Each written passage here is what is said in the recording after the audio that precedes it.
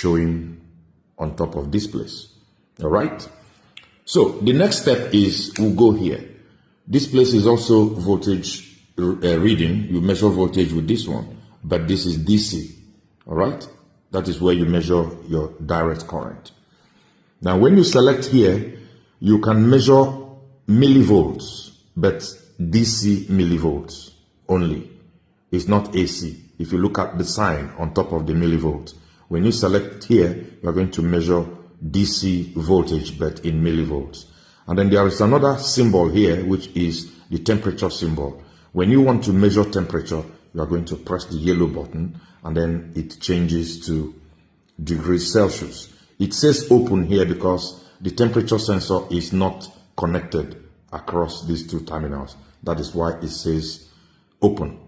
And then also, you can also select the unit you want to measure. If it is in degrees Celsius, you leave it here. If you want to measure in degrees Fahrenheit, you press this range button, and then it changes to degrees Fahrenheit.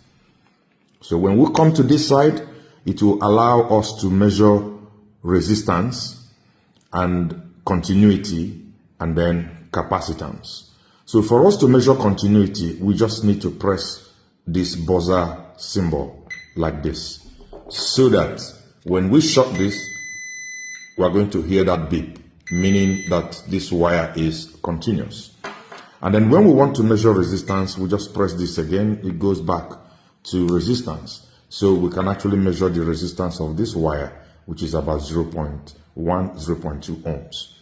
All right. So when we want to measure capacitance, we are going to press this yellow button, and then this is going to change to nanofarad. So it measures up to nanofarad capacitance.